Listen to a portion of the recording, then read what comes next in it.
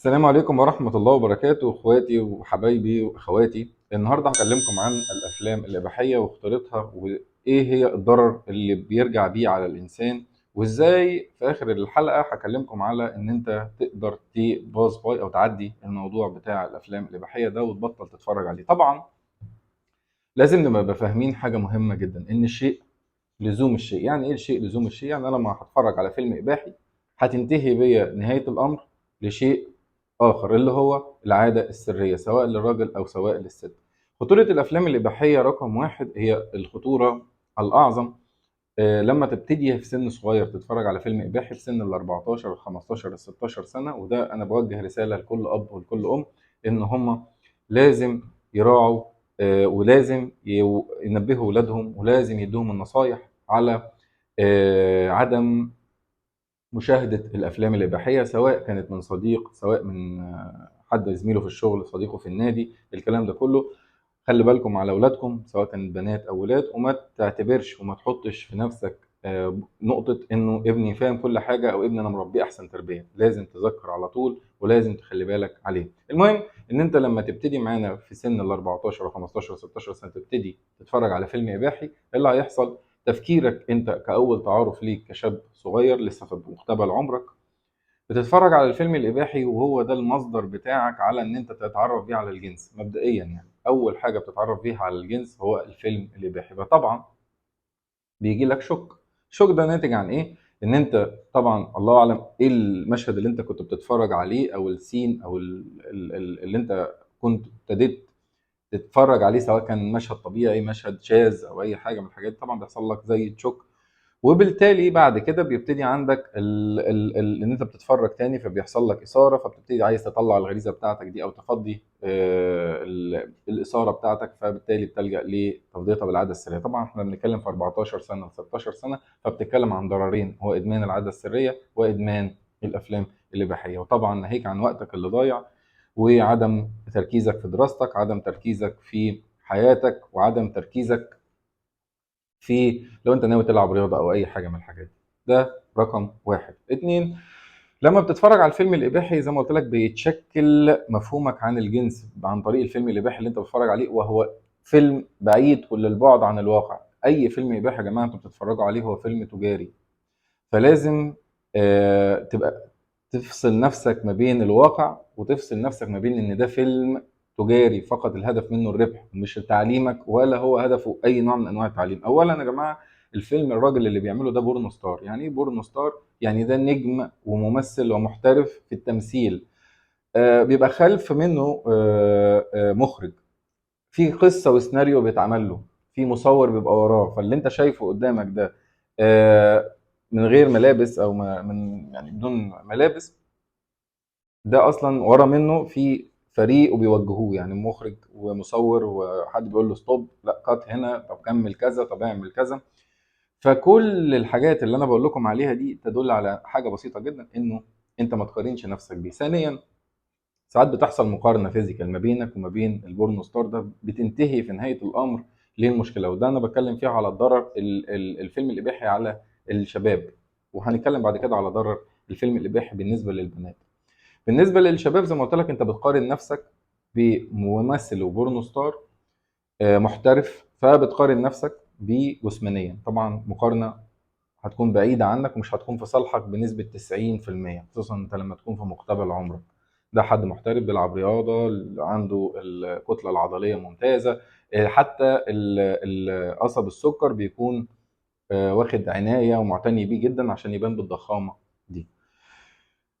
عشان نكمل انا بس حابب، انا اسف طبعا، حابب اقول لكم اعملوا لايك وشير وسبسكرايب للقناه عشان نكمل مع بعض السلسله الخاصه بالافلام الاباحيه، وهنتكلم على العاده السريه والاضرار. فمشاركتكم ارجوكم باخواتي وحبايبي ان انتم تدعمونا باللايك والشير، ده اللي انا بس طالبه منكم، ودعمكم هو ده اللي هيخلينا نستمر ونكمل في التوعيه.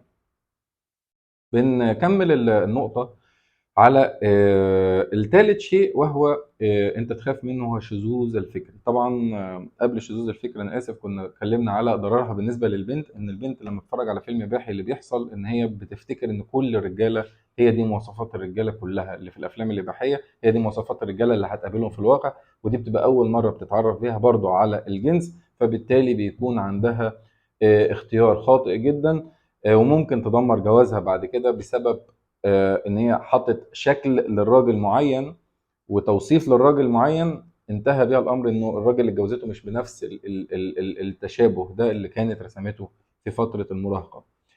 بنتكلم بعد كده على النقطة الثالثة، وهي الشذوذ من خلال الأفلام الإباحية. طبعا أنت بتلاقي نفسك عندك أفلام إباحية ممكن تطلع لابنك، ممكن تطلع لبنتك.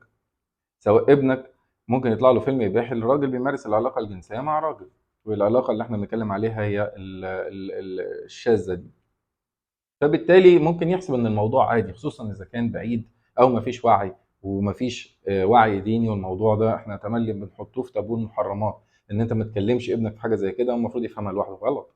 انت لازم توعي ابنك وتديله النصائح ان الموضوع ده غلط وده غلط وده غلط، وسيبه هو بعد كده هيبقى فاهم ويواجه المجتمع وهيعرف ان ده غلط. بس انت تقول له، ما تسيبوش للمجتمع، لان المجتمع ممكن يديله افكار مغلوطه ويقنعوه بيها. تاني حاجه، البنت تمارس مع بنت، ممكن تطلع لبنت او لاخواتنا، فبالتالي يقول لك الموضوع عادي. فبتتحول الفيلم الاباحي من فكره الى ان هي بتكون توجيه لفكرك وتوجيه لحياتك الجنسيه في المستقبل.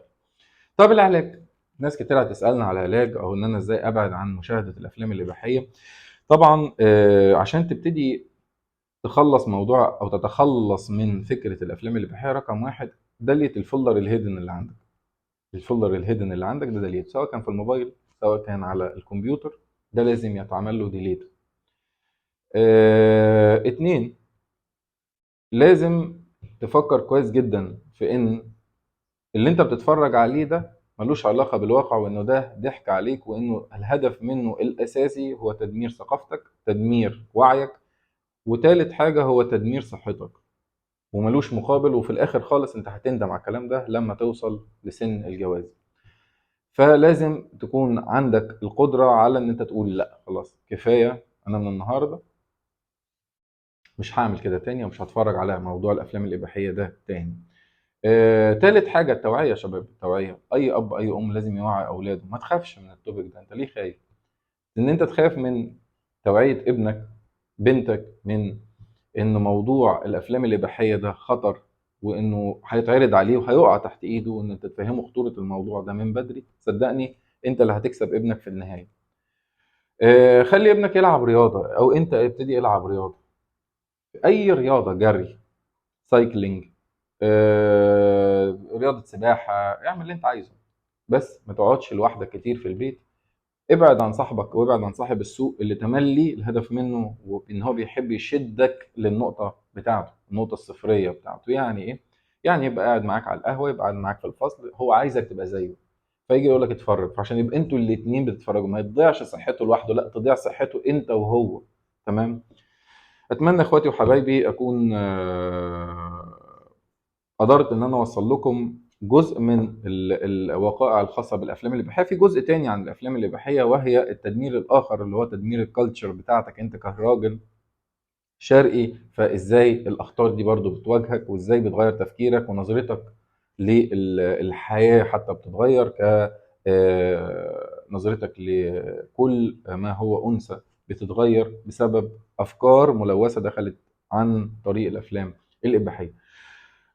ما تنسوش اولا بالدعاء، اتنين لايك وشير وسبسكرايب، وادعوا لنا ان ربنا يوفقنا جميعا، وادعوا لنا بالستر جميعا لينا واولادنا. وان شاء الله هنتكلم في الحلقه الثالثه عن اضرار الافلام الاباحيه وتغييرها والامراض اللي بتسببها الافلام الاباحيه على تفكيرك انت كمجتمع، نظرتك للمجتمع، واضرار الافلام الاباحيه على مثل هذا التفكير.